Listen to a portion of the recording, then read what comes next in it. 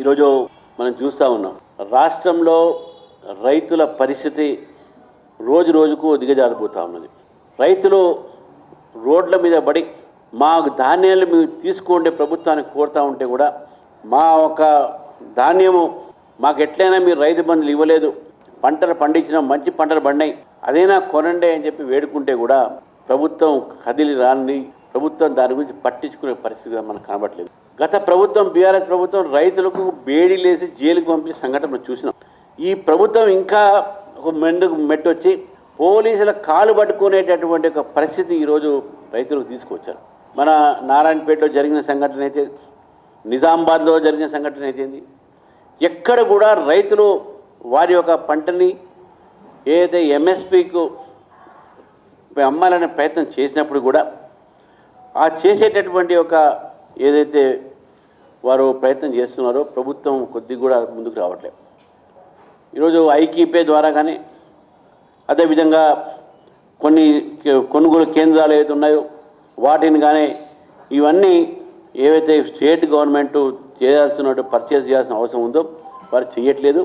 మేము ప్రభుత్వాన్ని డిమాండ్ చేస్తూ ఉన్నాం, రైతులు పండించిన ధాన్యాన్ని మీరు మీ ఐకీపీ కేంద్రాల ద్వారా కానీ ఇతర కేంద్రాల ద్వారా కానీ ఎంఎస్పీకు ప్రభుత్వం కొనాలి.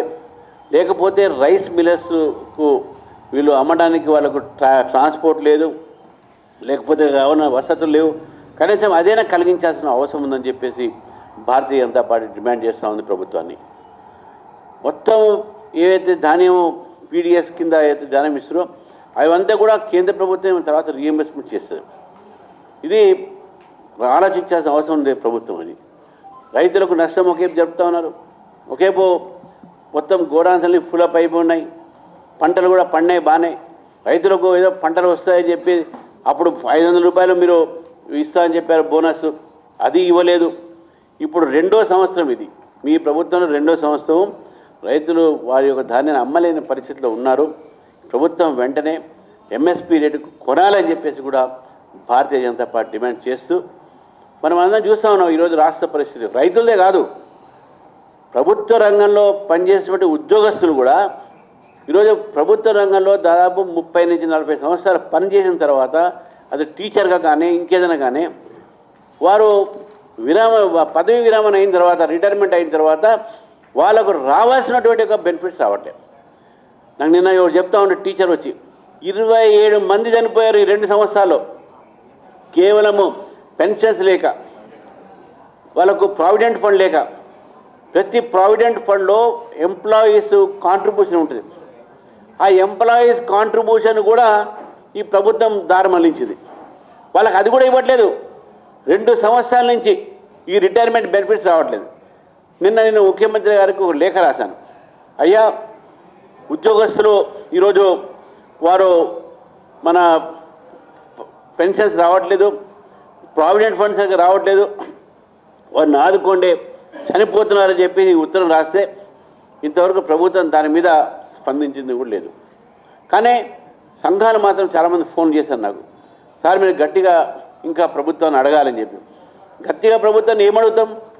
ఇటు కాలేజెస్లో ఫీ రీయింబర్స్మెంట్ బకాయిలు ఉన్నాయి, ఆరోగ్యశ్రీలో హాస్పిటల్ బకాయిలు ఉన్నాయి, ఇప్పుడు ఈ యొక్క రిటైర్మెంట్ బెనిఫిట్స్ బకాయిలు ఉన్నాయి.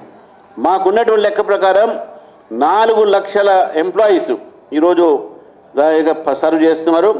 దాంట్లో గవర్నమెంట్ నెగ్లిజెంట్ వల్ల ఈ రిటైర్మెంట్ బెనిఫిట్స్ వాళ్ళకు జీపీఎఫ్ కానీ, గ్రాట్యుటీ కానీ, లీవ్ ఎన్కాష్మెంట్స్ కానీ ఇవన్నీ కూడా రిటైర్మెంట్కు 12,000 కోట్ల రూపాయలు ఈరోజు బకాయి ఈ యొక్క రిటైర్డ్ ఎంప్లాయీస్కి ఉన్నదని చెప్పేసి తెలుస్తున్నాం. గవర్నమెంట్ ఏం చేసింది, మనం 700 కోట్లు ఎవ్రీ మంత్ మేము ఇస్తామని చెప్పారు, కానీ అది కూడా చేయట్లేదు. 700 కోట్లు మర్చిపోతే ఒక్క పైసా కూడా రిలీజ్ చేయాలి. 2,800 కోట్లు ఈ పార్టీకి రిలీజ్ చేయాల్సిన అవసరం ఉండే, కానీ ఒక్క పైసా కూడా వాళ్ళు రిలీజ్ చేయలే. వాళ్ళు ఎర్లియర్ 2020లో కేసీఆర్ గారు అన్నారు, every employee must be given all retirement, అందరికీ ఇవ్వాలి బెనిఫిట్ అని చెప్పారు. అప్పుడు వాళ్ళు ఇంప్లిమెంట్ చేయలే. ఇప్పుడు వీళ్ళు కూడా అదే సేమ్, కేసీఆర్ గారు రేవంత్ రెడ్డి గారు ఇద్దరు ఒకటే పడవలో ప్రయాణం చేస్తూ వారు కూడా అప్పుడు ప్రభుత్వ ఉద్యోగస్తులను మోసం చేశారు. ఇప్పుడు రిటైర్మెంట్ ప్రభుత్వ ఎంప్లాయీస్ కూడా వాళ్ళు మోసం చేస్తున్నారు. రేవంత్ రెడ్డి గారి ప్రభుత్వం కూడా అదే దారిలో పోతున్న విషయాన్ని మనం చూసి ఇది కాంగ్రెస్ పార్టీ యొక్క క్రూరత్వాన్ని బయటపడుతుంది. కాంగ్రెస్ పార్టీ ఒక ప్రభుత్వం క్రూరత్వం మనకు స్పష్టంగా మనకు ముందు కనబడతా ఉంది.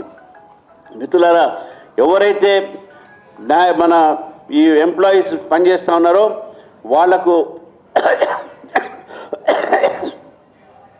ఈ డిఏ ఏరియాస్, పిఆర్సీ బెనిఫిట్స్ ఇవన్నీ కూడా వాళ్ళకి ఇవ్వట్లేదు. ఎంప్లాయీస్ ఇప్పుడు ఉన్న వాళ్ళకు రిటైర్మెంట్ వాళ్ళకు రిటైర్మెంట్ బెనిఫిట్స్, ఎంప్లాయ్మెంట్లో ఉన్న ఆల్రెడీ ఉన్న వాళ్ళకు డిఏ ఏరియాస్, అదేవిధంగా పిఆర్సీ బెనిఫిట్స్ ఇది కూడా వాళ్ళకి ఇవ్వట్లేదు. తర్వాత ఎక్కడ కూడా ఇంత పెండింగ్ ఏ ఒక రాష్ట్రం లేదు. సెంట్రల్ గవర్నమెంట్లో ఈరోజు ఎక్కడ కూడా పెండింగ్ లేవు. కానీ గవర్నమెంట్ ఆఫ్ తెలంగాణకు ఎవ్రీ 6 months పిఆర్సీ ఉండి ఇంతవరకు 5 DAs ఇంకా పెండింగ్ ఉన్నాయి. 6 DAలలో 5 DAలు పెండింగ్ ఉన్నాయి. ఇది ఈరోజు వీళ్ళ పరిస్థితి. మన బట్టి విక్రమార్క గారు 15వ తారీఖు నాడు అన్నాడు మే ఏమని ఎంప్లాయీస్ యూనిట్ మీటింగ్ పెట్టి మేము దాదాపు 7.5 కోట్లు రిలీజ్ చేస్తూ ఉన్నారు మంత్కు. అది కూడా చేయలేదు. కాబట్టి మిత్రులారా, ఈ ప్రభుత్వం ఎంప్లాయీస్ని ఇటు రైతుల్ని, అదేవిధంగా ఇటు డాక్టర్స్ని, మన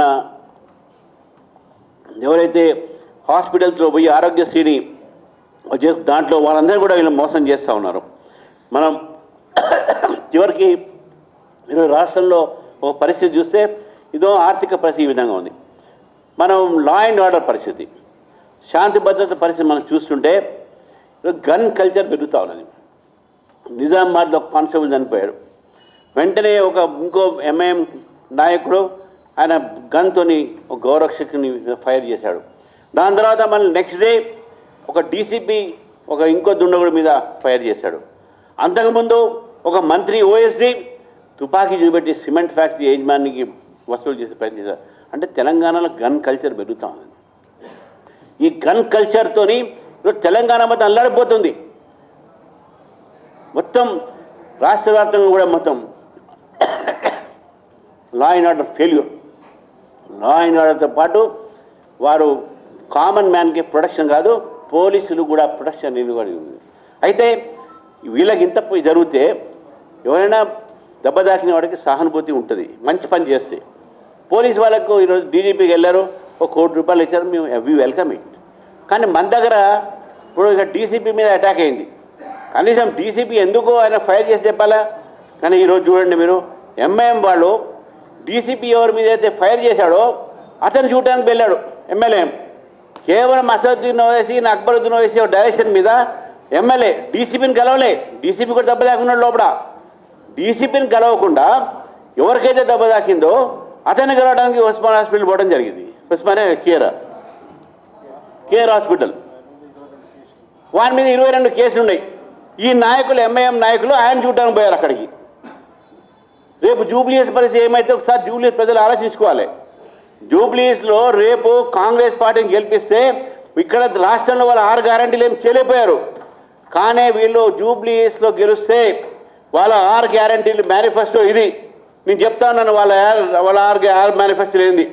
మొట్టమొదటిది జంట నగరాల్లోని రౌడీ షీటులకు కేసులు ఎత్తివేత, ఫస్ట్ గ్యారంటీ. సెకండ్ గ్యారంటీ వసూళ్లకు, హప్తా వసూళ్లకు, రౌడీ షీటులకు ప్రత్యేకమైనటువంటి లైసెన్స్ జారీ, ఇది ఒకటి వాళ్ళ సెకండ్ గ్యారంటీ. తర్వాత బెదిరింపులు, దౌర్జన్యాలపై కేసులు నమోదు లేవు ఇక్కడి నుంచి. తర్వాత మన వయసు పైబడిన రౌడీ షీటర్లకు నెలకి 50,000, ఇది వాళ్ళ మేనిఫెస్టో అవుతాయి. రౌడీ షీటర్ల ప్రత్యేక కార్పొరేషన్ ఏర్పాటు, ఇవి వాళ్ళకైతే ఇవన్నీ కూడా. అదేవిధంగా భూ కబ్జాలకు, సెటిల్మెంట్లకు ప్రత్యేకమైనటువంటి ఒక లైసెన్స్ జారీ, ఇది మనం చూడాల్సిన అవసరం ఉన్నది మిత్రులారా. ఇది మొత్తం కాంగ్రెస్ మేనిఫెస్టో అవుతుంది. జూబ్లీస్లో ఈరోజు ఎటువంటి ఒక రాజ్యం కావాలి, తెలంగాణలో ఎటువంటి రాజ్యం కావాలి? మీరు ఏం చేస్తున్నారు అసలు జూబ్లీస్ని? ఒకవైపు law and order, gun culture పెరుగుతూ ఉంటే మీరు అక్కడ ఎంఐఎంతో కలిసి ఈరోజు శాంతి భద్రతలు కూడా మొత్తం దెబ్బతీసే ప్రయత్నం చేస్తున్నారు. కాబట్టి జూబ్లీస్ ప్రజలు కూడా ఈరోజు ఆలోచించాల్సిన అవసరం ఉన్నది. తెలంగాణ ప్రజలు కూడా ఆలోచించాల్సిన అవసరం అని చెప్పి మీ ద్వారా తెలియజేస్తాను. అదేవిధంగా మనం ఇదే విషయంలో డీజీపీ కూడా లెటర్ రాశాను. అయ్యా, నేను ఎప్పుడు డీసీపీ చాదర్ఘాట్ ఇన్సిడెంట్ కాకముందు నెక్స్ట్ డే చాదర్ఘాట్ ఇన్సిడెంట్ అయింది. సో కాబట్టే ఈ యొక్క ప్రభుత్వం అన్ని రంగాల్లో వైఫల్యం చెందింది. ఇటు రైతును ఆదుకోవట్లేదు, విద్యార్థిని ఆదుకోవట్లేదు, ఎంప్లాయీస్ని ఆదుకోవట్లేదు, ఇటు సామాన్యుని కూడా ఆదుకోవట్లేదు, చివరికి మన పోలీసులను కూడా ఆదుకునే పరిస్థితి లేదు. ఆ పరిస్థితిలో ఈరోజు కాంగ్రెస్ ప్రభుత్వం ఉంది. అమరవీళ్ళకే అన్యాయం కాదు, తెలంగాణ మొత్తం అన్యాయం జరిగింది. కొత్తగా చెప్పేది ఏముంది? అమరవీళ్ళకే కాదు, మొత్తం తెలంగాణకు ఆ ప్రజల్లో అన్యాయం జరిగింది. కాబట్టే వాళ్ళని పక్క పెట్టారు. ఇప్పుడు వీళ్ళు ఇంకా అన్యాయం చేస్తున్నారు. వాళ్ళు అన్యాయం చేసిన కాక వీళ్ళు ఇంకా అన్యాయం చేస్తున్నారు.